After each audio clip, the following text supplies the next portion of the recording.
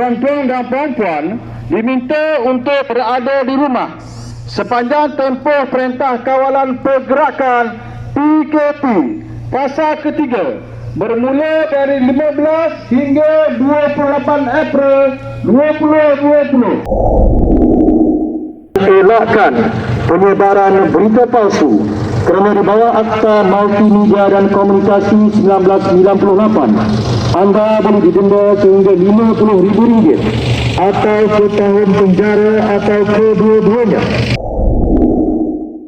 Sepanjang tempoh Perintah Kawalan Pergerakan, tuan-puan diwajibkan berada di dalam rumah. Semasa membeli barang keperluan atau berada di tempat awam, jaga jarak sosial tuan-puan. Tuan-puan diwajibkan berada di dalam rumah. Semasa membeli barang keperluan atau berada di tempat awam, jaga jarak sosial tuan-puan sekurang-kurangnya 1 meter.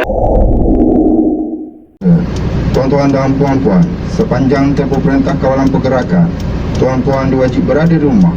Semasa membeli barang keperluan atau berada di tempat awam, jaga jarak sosial tuan-puan sekurang-kurangnya 1 meter serta terus pulang ke rumah apabila selesai urusan.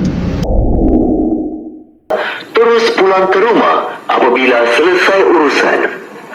Amalkan kebersihan dengan kerap membasuh tangan. Sila patuhi Perintah Kawalan Pergerakan. Jaga jarak sosial tuan-puan sekurang-kurangnya 1 meter serta terus pulang ke rumah apabila selesai urusan. Amalkan kebersihan dengan kerap membasuh tangan. Sila patuhi Perintah Kawalan Pergerakan. Sayangi diri, sayangi keluarga, sayangi negara.